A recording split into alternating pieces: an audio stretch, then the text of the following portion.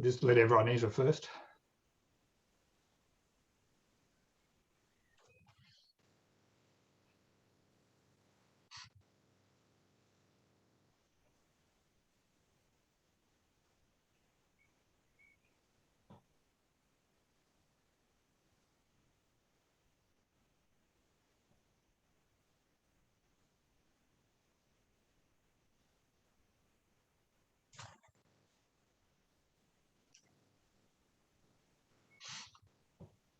For those of you who are joining us, just excuse the pregnant pause at the moment, just while we allow everyone else to register and come in. It's a bit of a slow process with the links.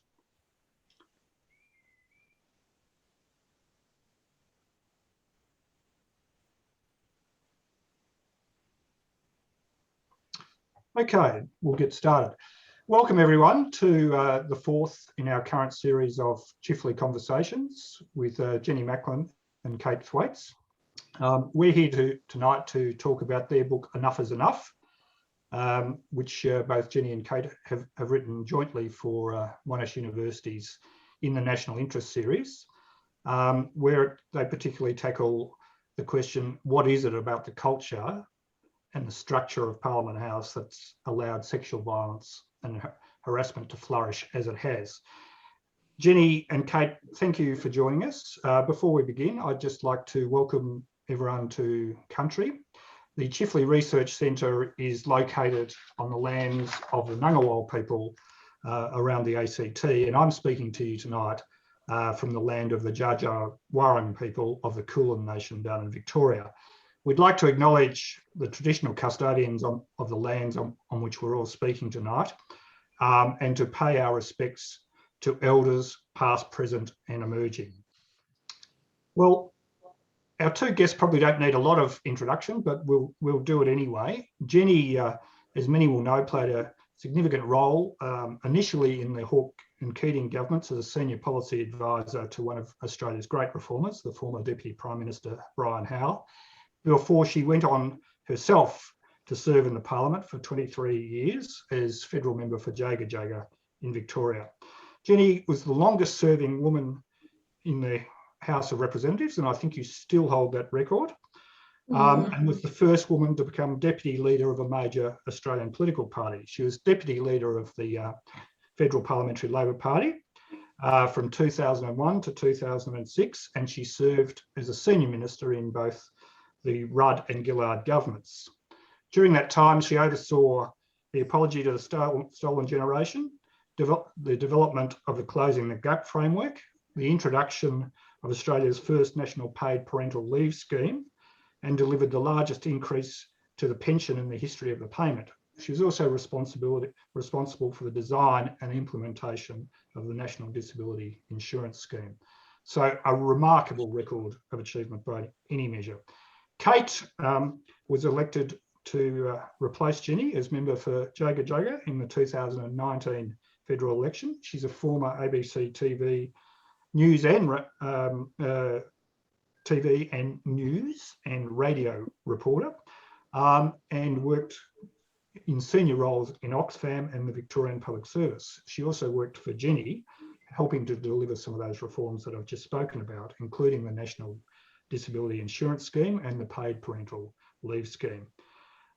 She's now working on a range of other serious challenges as member for Jaga Jaga, including, in particular, rising social inequality, constitutional recognition of Australia's First Peoples, and fixing some of the damage that has been done to the NDIS in the years that have ensued. So, Kate and Jenny, thank you very much once more. We might just start off by asking the obvious question: why have you written this book? Thanks, David. I'll take that first, and thanks very much for having us for this conversation tonight. The book opens in March this year at the March for Justice in Canberra at Parliament House.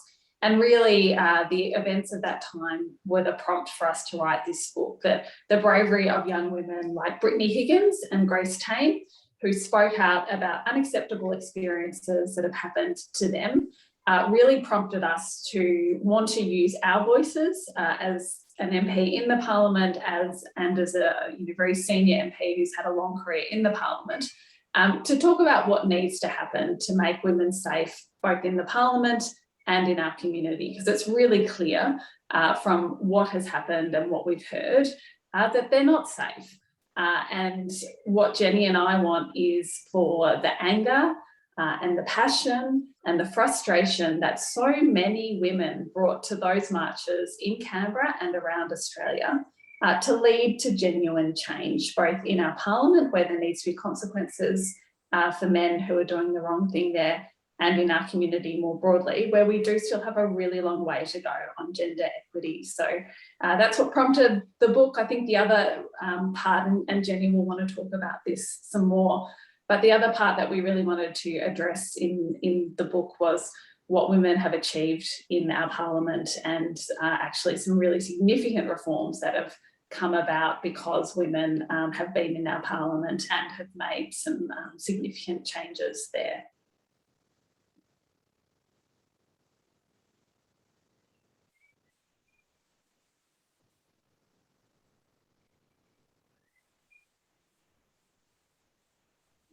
David, are you there? I am there. I apologise for that. I'm speaking from what was a dodgy link. I could hear you. I don't know what happened to me in the meantime. I think I sort of disappeared. I hope you managed to wing your way through the last bit of I read. Yes. Yeah. So I apologise for that. Yeah. If I can just add to Kate's remarks, David, I think the thing that Grace Tame said at the start of this year when she became Australian of the Year is that we can't fix a problem that we don't discuss. And one of the things that really affected me when she said that was how many times I personally, and I think many of my strong female colleagues in the Parliament had done, was often turn the other cheek when, in my case, I was told to get on your broomstick and get out of here, and, you can't take a joke. We're all told to not whinge about it, not play the gender card.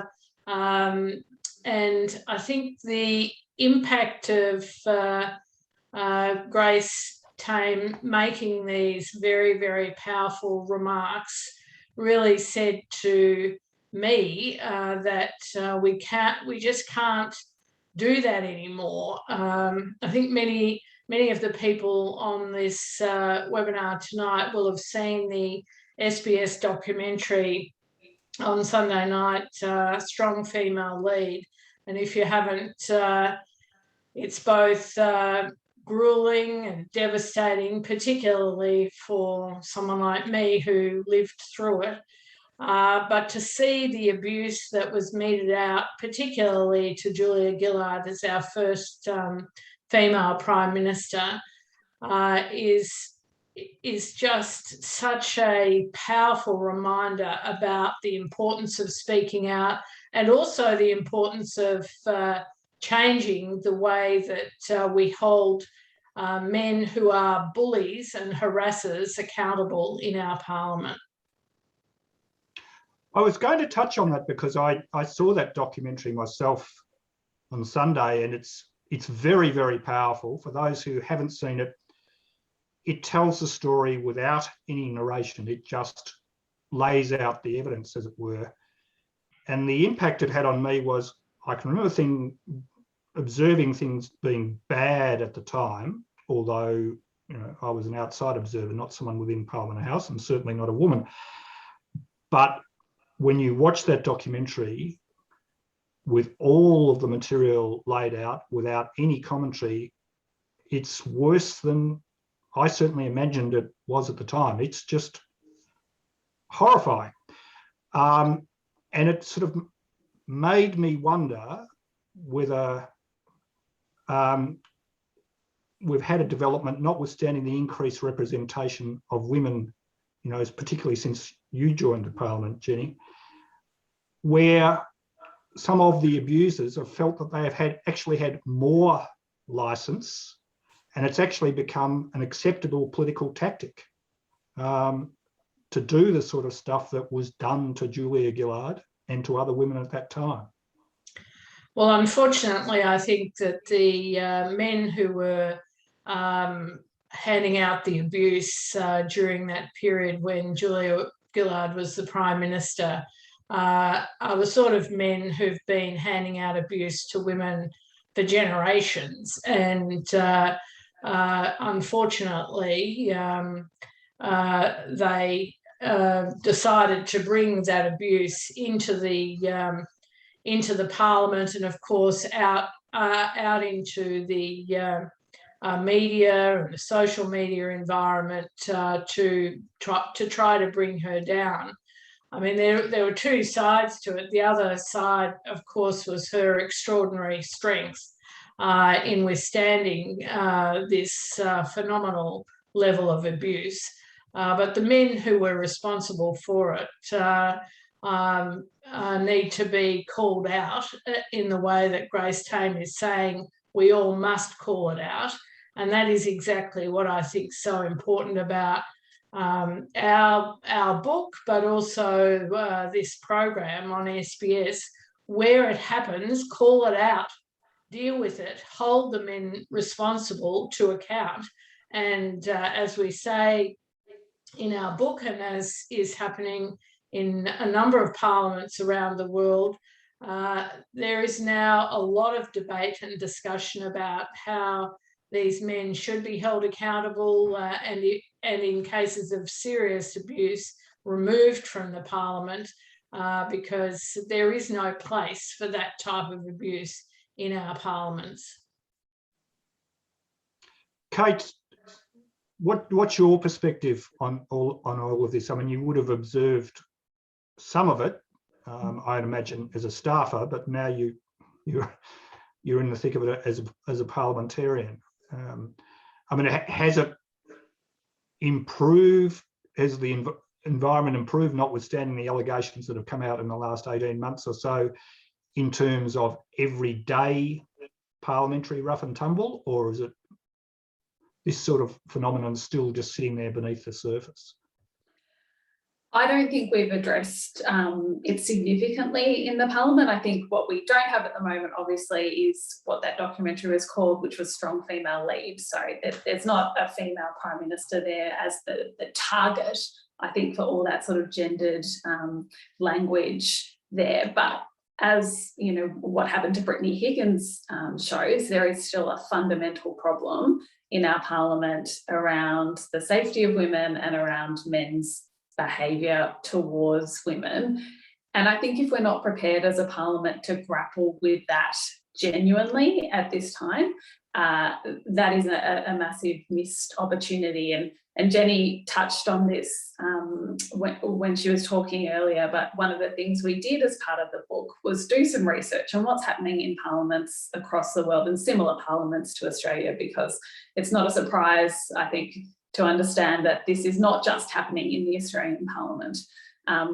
So we looked at the New Zealand Parliament and at the UK Parliament, and in the UK Parliament they have put in a system now where they have an independent body that looks at complaints around sexual harassment, bullying, those types of things. It's entirely independent of MPs. It assesses them, it makes a judgment, and it also puts in place consequences. And in the most serious consequences, that can include the recommendation that MPs are removed from the House. Now, that takes a vote on the floor to confirm that, because obviously there's democratic implications there. But that is so far from where we currently are in Australia. So if I think about this as a female MP now, I think what I have that Jenny didn't have when she first entered the Parliament was I have the weight of a lot of strong women, particularly on the Labor side, around me. And I know that those women, for me as a new female MP, will absolutely be my champions and will support me and do everything they can to make me safe. I think we haven't made that environment safe for staff. And again, I look at what's happening with government MPs at the moment with Andrew Laming, who, despite some very poor behaviour in his community towards women, continues to sit as the chair of a committee with the PM's endorsement look at Christian Porter sitting on the front bench and in fact being the acting leader of the House not that long ago when Peter Dutton couldn't make it to Parliament without any sort of investigation, independent investigation into the allegations against him. And of course, Barnaby Joyce being re-elected Deputy Prime Minister, where again, we have a situation where a woman's raised sexual harassment complaints against him. And as part of that process, has said what she's particularly disappointed with is how the National Party dealt with the investigation around those claims. And really what Jenny and I are saying through the book is that the problem in our parliament is we don't have these systems in place at the moment. And so both men are still behaving in a way they just absolutely should not, but also women have nowhere independent to turn for the support and for the investigation and consequences that should be there. Right. You've mentioned the British response and you also mentioned New Zealand. I was just wondering whether you could tell us a bit more about New Zealand, whether they have a response that differs from the British response, because I'd like to ask you some questions about the practicalities of the British response.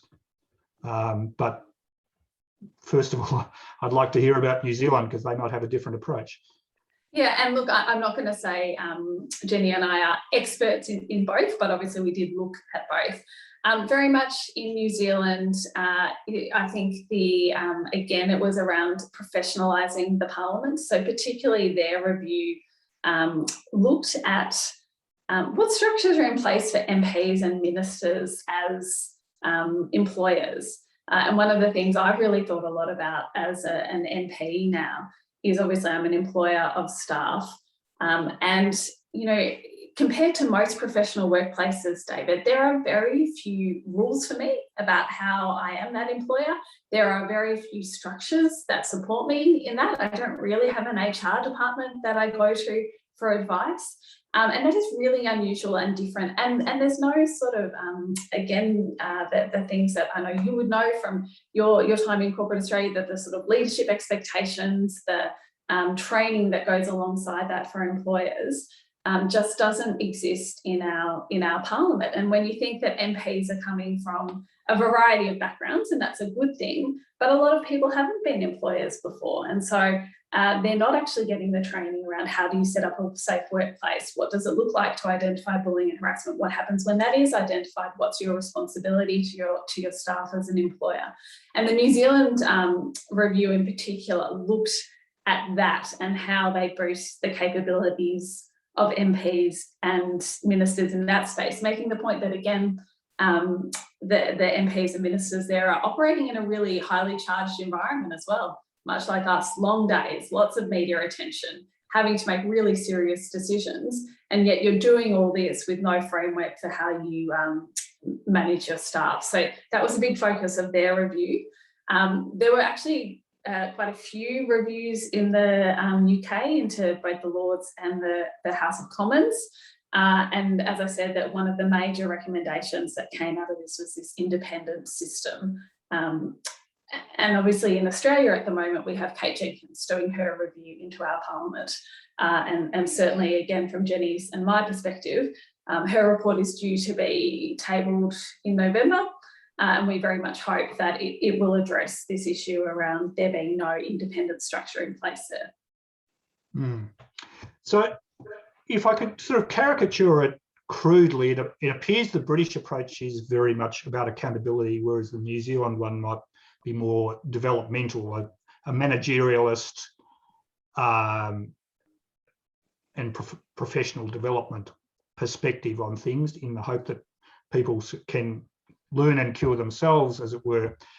And if I look at the British one, it seems to resemble very much the British responses to British scandals over parliamentary expenses and housing and the like, and probity, in that you have an independent reference body, but ultimately it comes back on to the floor of the parliament. In essence, you're betting that a government in particular won't embarrass itself by having a public debate and will abide by the umpire. But I look most recently at, for example, the scandal around the renovations in Downing Street, where the British independent umpires formed a view that basically what Boris Johnson and his partner did was beyond the pale, was not appropriate, and certainly did not have enough safeguards, and shouldn't have proceeded as it did. Yet the British government under Johnson chose to ignore that, as indeed Johnson has chosen to ignore other parliamentary arbitrations about senior ministers' behaviour. We've come from two Labor governments that effectively operated as minority governments. And then we've had some Liberal governments that have sacked themselves. They're not minority governments, but they do depend on coalitions, and they do have slim numbers. And in effect, people like Andrew Laming could be regarded as terrorists within the government's own side.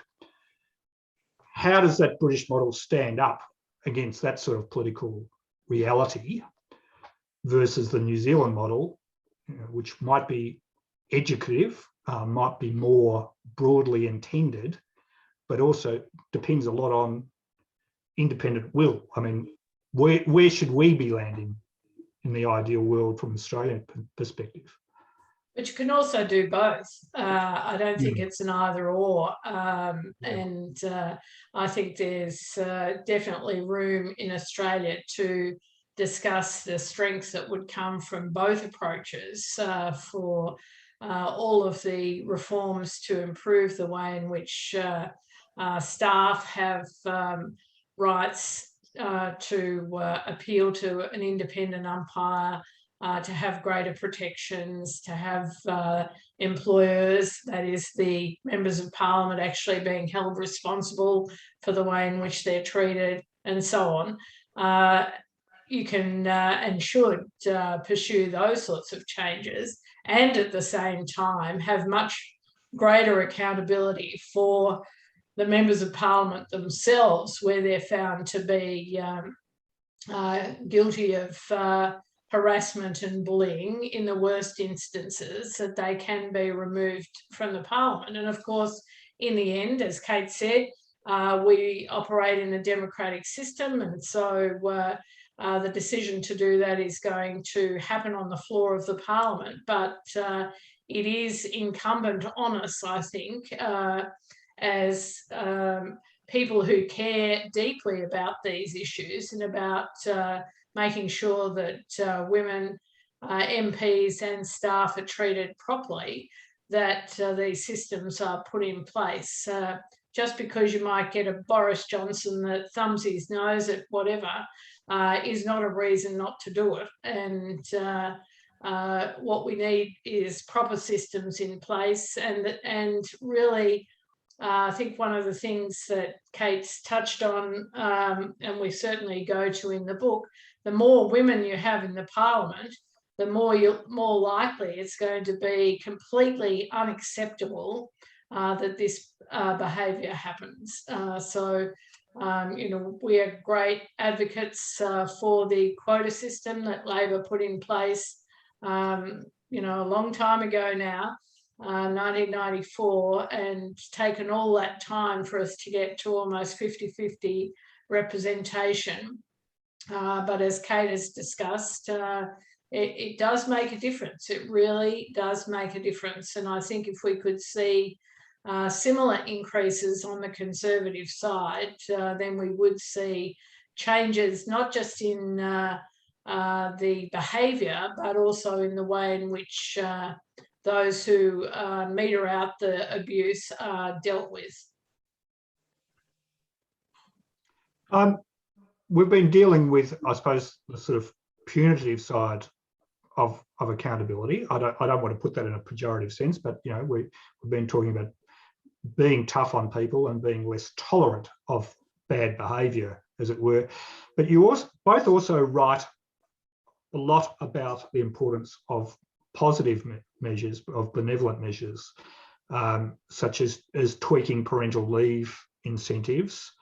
And Kate, particularly because you've had the COVID experience, the experience of a virtual parliament and a hybrid virtual parliament. I'm just wondering whether either one of you would like to sort of elaborate on those sorts of measures and how they might work, and particularly on the topical subject of virtual parliaments, whether that's going to be something that's going to persist beyond COVID.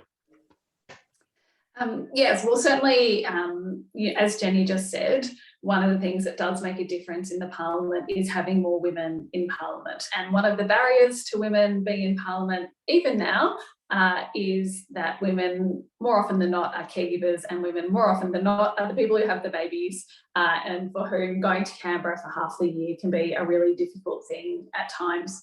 So for me, last year during Melbourne's second lockdown, I was pregnant with my second child, and I had, at that time, my daughter was 2.5. The requirements around getting to Canberra at that time were that if you wanted to go, you had to quarantine either for 14 days in a hotel in Canberra by yourself before sittings, or quarantine your whole family at home for 14 days and then head off. And obviously trying to keep a 2.5-year-old in the house, very difficult for that period. You know, I had pregnancy appointments I had to get to, so quarantining in Canberra was difficult. And so for me, it was a really difficult time in terms of how am I going to represent my constituents? How am I going to make sure actually in this crisis, their voices are heard? And so I did push hard together with colleagues for a virtual parliament, which has allowed really through that period. And again, now, I participate in Parliament virtually, which means I can give speeches on behalf of my constituents from my electorate office onto the floor of Parliament. And as I said, for me, that has meant that my constituents' voices have been heard in the chamber where they otherwise wouldn't have been. And I think that's important both for that reason, but it's important for women because I think a lot of times when women do look at Canberra as an option, there's a lot of barriers to that. And one of the biggest barriers is you do have to leave your family for half the year. And there can be times where that just does not seem possible. And so if we do have the ability to put in place, I think on an ongoing basis, a hybrid model where if you do at a particular time have caregiving responsibilities, or perhaps you have a personal illness that means you might need to stay close to home for treatment, that you do have that option of using the virtual facility. I think the other bit it does is make Parliament look a bit more like real life. I know, we had a really long discussion as a Parliament about moving to virtual, and it was very serious. And a lot of people, particularly those who'd been in the Parliament for a long time, felt, I think, the weight of responsibility around how democracy is conducted in the Parliament. But what I found then when I was talking to people in my community about it and saying, oh yes, we've finally set up being able to participate remotely, so I'll be doing it by video. They all said to me, sorry, what? You've just set that up. How long did that take you? We've all been Zooming for months now. And so I also think there's this bit around how does Parliament look to members of our community, and how does that look as though we are relevant? And again, for women, how does it look like we're relevant to the messy family, busy lives that we all lead? And I think that's one of the reforms that's part of that.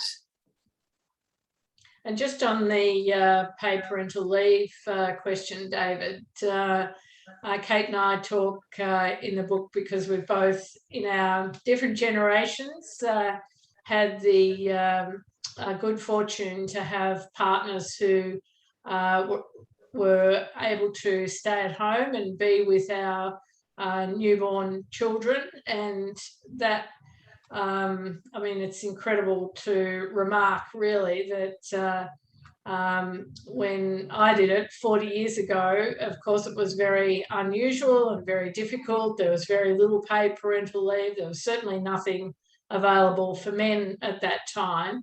But even in Kate's experience now, yes, there's more parental leave available for men. It is more acceptable. More businesses are making paid parental leave available to new fathers, but it's still not by any means the norm. And we were, of course, very proud of our first national paid parental leave scheme when we implemented it back in 2011. But the truth is, it has benefited more than 1 million families, but most of the people who've taken the leave have been women. And so we think that it's time that little girls and boys get to see that mums and dads can share the load when babies come along.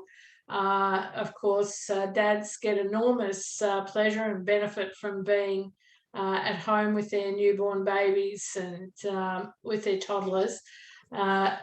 We think it's time that the parental leave scheme recognised that, extended the leave that's available for dads. I think that one of the initiatives in the Scandinavian schemes that we could think about replicating is really having a use it or lose it period for dads. And I know some companies do this, make it available to dads. If you don't use it, you lose it, but it is available and it is encouraged. So I think working with business to figure out how we can do a better job with our paid parental leave scheme to more fairly share the joy as well as the hard work of new parenting would be a great thing. I think that's a very powerful point you make. I mean, I think back to my own somewhat flawed experience of it. Having a working partner at the time who had to travel a lot overseas. That was a bit of an incentive to me to make the time, because you didn't actually have the parental leave time. You had to make the time, as it were, and take leave without pay. But even still, as a male, there's a lot of social pressure on you that this is not a good thing to do, that it's not a male thing to do. That's right. So it's very true. Yeah. And I think we're actually quite, sorry, David, I was just going to say that I think we're actually quite unusual in that in countries that we do often compare ourselves with. So while obviously the Scandinavians are far ahead of us, more broadly in Western Europe, it's not as common to have the typical pattern that we have here where a woman takes a year off, then goes back to work part-time, and that's sort of the pattern of her working life for the next 5 to 10 years. It is, in a lot of Western Europe, much more of a shared enterprise than it is here. And I think there's a really big cultural part where we've just come to accept that as the standard. And so part of, changing the way the government scheme works would be to suggest to people, well, that doesn't have to be the norm. You can think about doing it in other ways. And as you say, then hopefully that means workplaces also think about doing it in other ways, and men can see they can do it and not have that consequence on their careers. So you're having the parallel structural effect of actually removing some of the barriers to women for advancement in their career, because someone else is sharing the load of dipping in and out of the workforce, as it were. Yeah, one of the stories that I tell in the book, and which my poor partner has to bear me telling in the Parliament and everywhere, is the story of when, after my first daughter was born, I took 8 months leave and he then took 3 months leave. And very early on in that leave period, he decided to fly with her to Newcastle from Melbourne to visit his parents. And I said, great, off you go. On the day they were flying, I thought, will I check what is packed in the bag for the plane? And I thought, no, I won't. I'll leave it to him. He's got to have it in hand. And unfortunately for him, he packed just enough nappies and just enough bottles for the exact 2.5-hour flight to Newcastle. Now, of course, what happened in the end was they were delayed taking off, so he used the bottle before they got on. And then once they were on the plane, it circled around for about an hour in turbulence. So my poor partner was on the plane with a screaming, hungry, wet baby. I think he might have been wet by that stage as well, feeling a lot of judgment and a lot of pressure. But the reason I tell that embarrassing story for him is that I have never since thought about, has he packed the bag correctly and have we got what we need in the bag? And I just think it changes the whole dynamic about responsibility in parenting and that mental load, which in the most case women are taking up, and which I think affects, again, work patterns going forward. When men actually take that on, and I don't think anymore about what's in the bag, have you got it sorted? I know he has, because he's had to, and I think that's a big shift we need. Well, notwithstanding the fact that I'm an ex-airline executive, I can understand that's a fatal error that you never look, I'll just ask you one more question before we go to the audience. And for those members of the audience who'd like to ask a question, what I suggest you do is pose your question on the Q&A panel, and we'll go to it from there. Don't do it on the chat panel, because we're trying to reserve that for people to have a bit of side conversation. Look, my final question to you is, we've spoken a lot about the Parliament and parliamentary staff, but we probably haven't spoken about the wider political system. And I can understand the hothouse environment of the Parliament contributing to some of the problems we've been discussing. And in fact, I've observed it myself. But to what degree is the looseness of management, human resources processes, in fact, the messiness of federation within our political system a contributor to this sort of thing? You know, the ALP, for example, has only just arrived at a national approach to this, you know, using 3 instruments, a national policy, a code of conduct, and now a commitment to implement a national complaints body, which doesn't just apply to parliamentarians and their staff, but it applies across the broader ALP organisations, which, you know, like most political parties in Australia, are federal. So they differ from state to state. But I'm just wondering whether the problem has been made worse by some of the freewheeling nature of our political system, particularly given it's a federal political system. I think that's a very good point to raise. I mean, the book is about the Parliament, so, you know, we're not claiming to have written everything that needs to be written about dealing with bullying and harassment and the impact on women in society. We couldn't have done that in a book of this size. But nevertheless, your point about political parties, I think, is very well made. And it is important that we see the development of these policies and procedures for dealing with bullying and harassment in the political party environment. That is essential, that these processes are put in place and are then followed and dealt with in a proper way. I think you make a good point that it's true that these processes are pretty recent in their development, but the good thing is that certainly from Labor's side, they are now in place. We do, of course, need to make sure that they are, when some harassment or bullying takes place, that they're properly used and carried through. That's the other side. You know, it's not, you know, we don't just want good policies. We actually need to make sure they're properly implemented. And I would expect that speaking for our side of politics, that would happen. I can't speak for the other side. So I just do want to really reinforce your point, how important that is. As to whether the Federation makes it more or less difficult, I'm not so sure that that's the primary reason that we haven't had these proper policies and systems of accountability. David, I would be more inclined to say that powerful bullies have prevented these policies being put in place, and that's why we haven't had them. But nevertheless, I hope that we're seeing some change in this regard. Kate, have you got any thoughts on that? I think Jenny's covered that really well. I probably don't have a lot to add to that, other than to say again that state parliaments are also addressing this.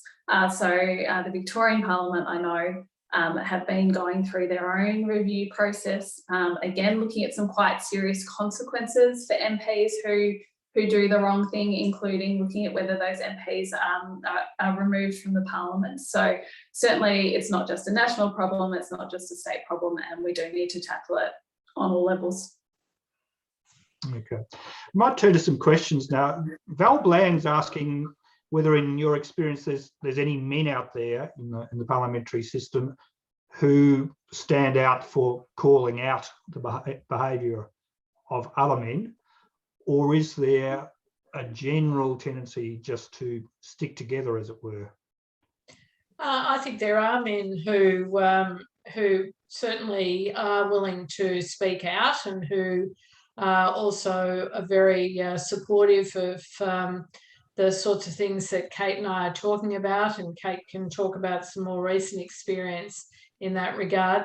Just while you mentioned Val Blair, who I happen to know, so if I can just give a shout out to a comment she made in the chat, where she says, "How brave would a woman have to be to put her hand up for politics?"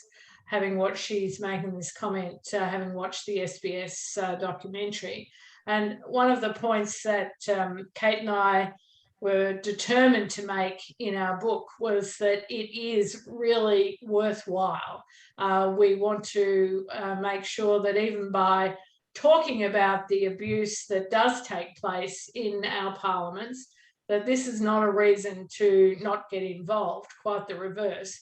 The Parliament, of course, is the place where our laws get made, where we do have the power to deal with these issues, but of course where we also have the power to make the laws and put in place all of the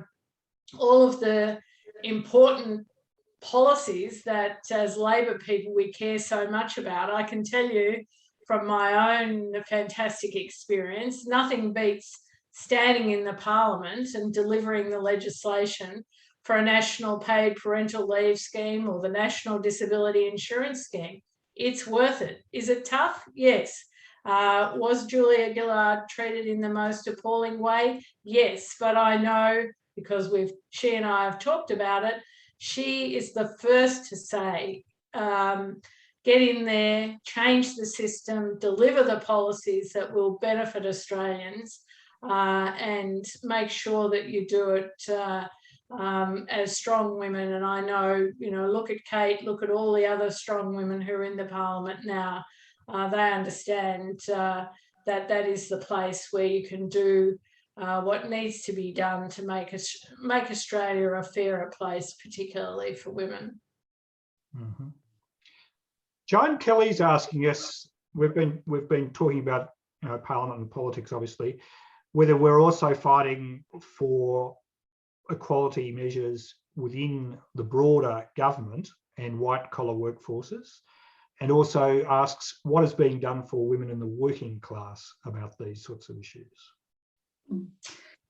It's a really good and important question. And, one of the other things we talk about in the book on those sort of broader points of why are women still so unequal in our community is the fact that women do more often than not work in low-paid industries in our community. They work in caregiving, they're industries that we traditionally haven't valued. And so, and Jenny can talk much more about this than me because she was more intimately involved in that. But the equal wage case run by the unions there was really important, and it's something that we've got to keep thinking about how do we change that dynamic where women are in these predominantly female-dominated industries that are not paid and where the conditions just aren't what you'd expect or hope for. And obviously the big thing around that, and we've just had the fight in the Parliament on this as well, is Kate Jenkins' previous report on making workplaces safe, respect at work. That just went through the Parliament, and it was meant to be the moment that the Morrison government got it. It was another one of those times when Scott Morrison was saying, oops, I mucked it up first off. I said to those protesters in March, gee, aren't you lucky you didn't get shot out there? How great is it that you can protest? And then he realised Australian women were genuinely angry with him, and his focus groups told him he had a problem there. And so he decided implementing the Respect at Work report would be a good idea. tried to say that the government would implement and accept all the recommendations of that, except, of course, they didn't. And the big one they didn't accept was, and haven't implemented, is that employers have a positive duty to make their workplaces a safe environment from sexual harassment and bullying. And so there is still a lot of work to be done there, but we have actually a blueprint, which this government's chosen to ignore, which is that report. If I can just add to that, David, because I think it is a very important point that Joan makes.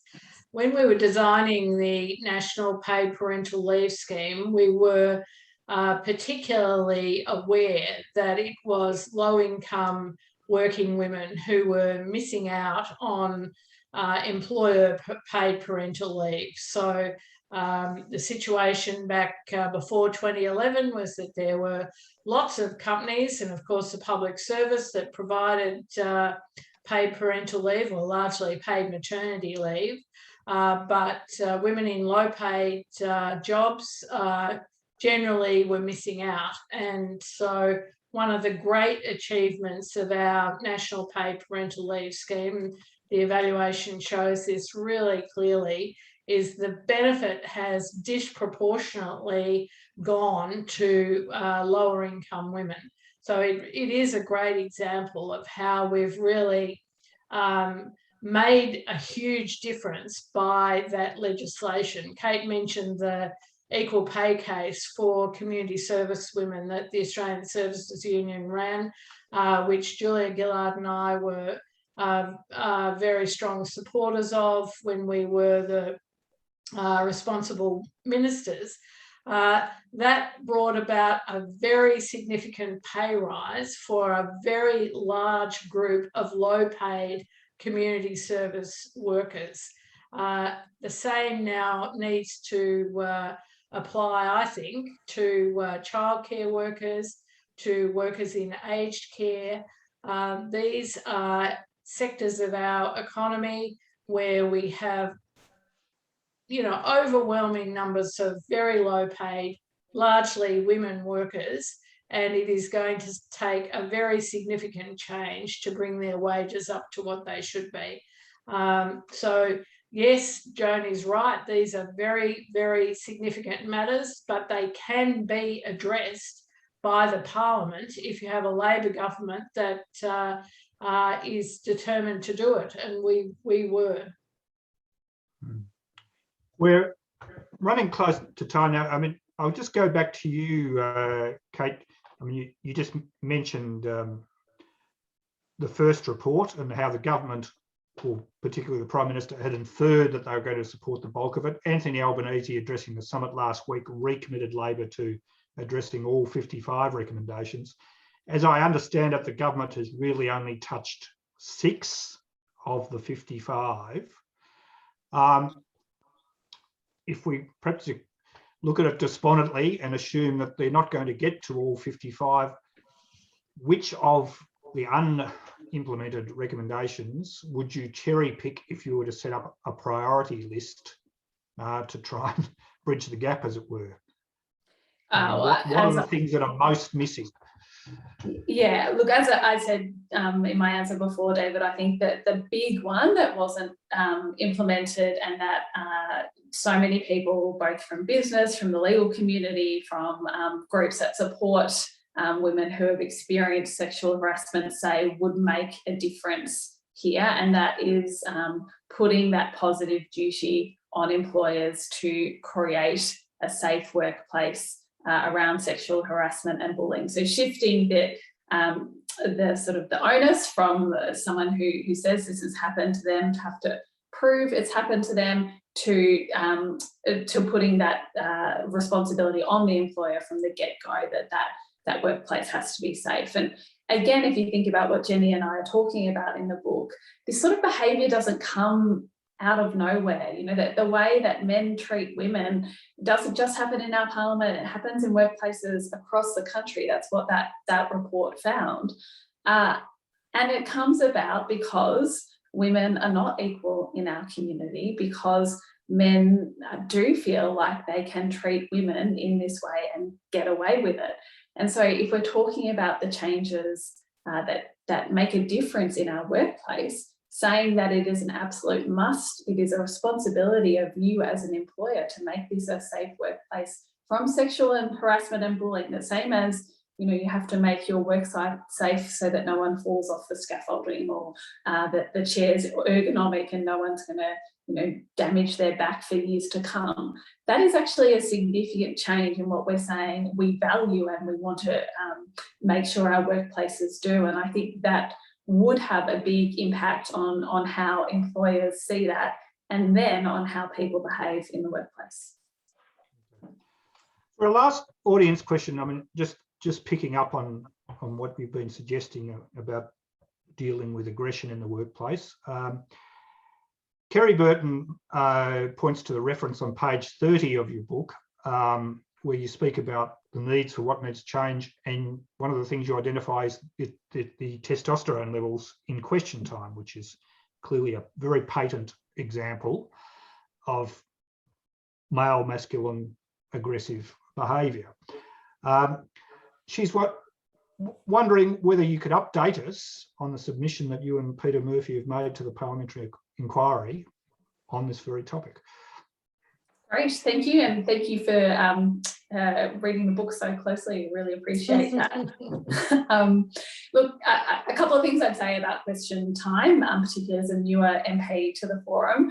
Firstly, one of the points we do make in the book, and I want to say, is that women can be really effective in question time. You know, I do say in the book, if you do a Twitter search for the member for Jagga Jagga, what you find is not my name, but you find all the times that Jenny was called out by the speaker and warned in question time because she cut through all that testosterone with a piercing voice that meant, you know, I think she rattled the other side. And obviously, Julia Gillard delivered the misogyny speech during question time. So I absolutely don't want to put the impression out there that women can't have impact in question time and can't cut through there. But the reality is, it is a very winner-takes-all shouting environment.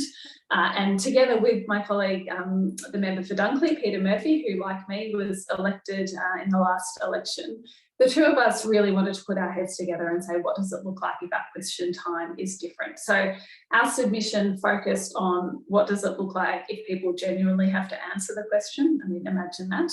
The definition of relevance, which if you've been watching question time recently, you might have noticed that Tony Smith has actually been making quite a few relevance rulings recently. So really tightening that definition so that we're looking for answers. Getting rid of Dorothy Dix's, they're just ridiculous. Again, if you've been watching question time recently, you might have seen the farce we had, I think it was on the last question time of this sitting period, where one of the members stood up and started reading the wrong question and then realised he was reading the wrong question, and so then went to reading the next question. So just so obvious, this, you know, I've been given a list of questions, I've got no connection to them, I'm just asking this so the government can say what it needs to say. And that, again, changes the whole dynamic of question time, because it doesn't make it about accountability and answers, it makes it about a government attack and a showpiece.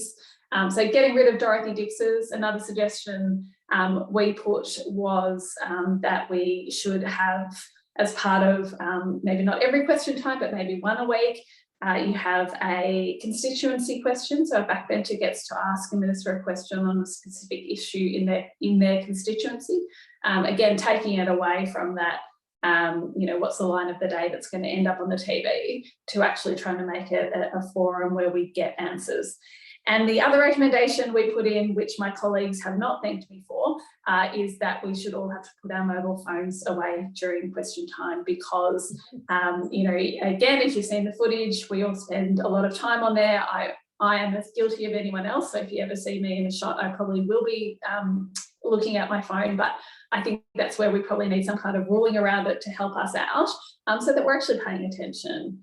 It looks like we're paying attention in the part of Parliament that everyone's seen. So we put that to a parliamentary inquiry. The House Committee was looking at that, and their report has actually come out and has made a number of recommendations for reforms. They've taken some of those up and some from elsewhere, because it wasn't just us putting these sort of recommendations forward. Question time is a bit of the parliament that everyone sees. It's the bit that's on the news at night. And there were a lot of people across the country who said they're very unhappy with how it currently operates. Well, look, thank you very much for that, Kate, and thank you, Jenny. I'd like to thank both of you for appearing tonight. I'm conscious of the time, and we try to abide by some of the things that are recommended, and some of the things that are recommended is that you try and stick to family-friendly hours, etc. So I do want to close this off on time. But look, for those who haven't read it, I probably can't flash this up very well with the lighting I've got, but here is the cover of the book. It's another one of the Monash University Press in the National Interest series, Enough is Enough. As they say, available at all good bookstores, but if you do go online to Monash, you can use the discount code that we've supplied with your registrations and get a Chifley 20% discount. So I recommend that people do that, because Monash have been very good in supporting this series of conversations and this particular publication. So once again, thank you to both of you.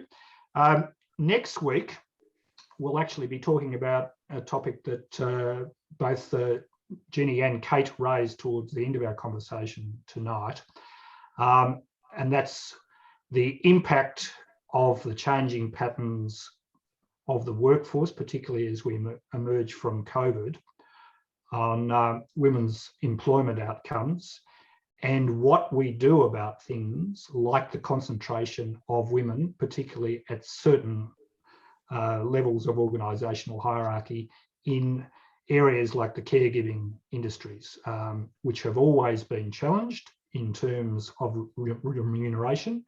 They are increasingly important for us in Australia, not only in delivering more equitable outcomes, but they are going to be increasingly powerful and sizable employers across the economy, which has implications not just for women, but for both men and women, and economic outcomes across society, because we will have to adjust to the fact that there will be an increasing proportion of our population employed in these areas with perhaps wage levels that do need some attention, not to mention skills and progression opportunities.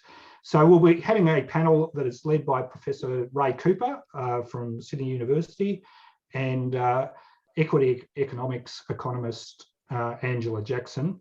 And we're hoping to have a mystery guest once we've got that confirmed, but that'll be the topic of our next conversation. So thank you everyone for joining us tonight. It's been a great conversation, and thank you to our panelists. Thank you. Right. Thanks very much. Bye-bye, everyone.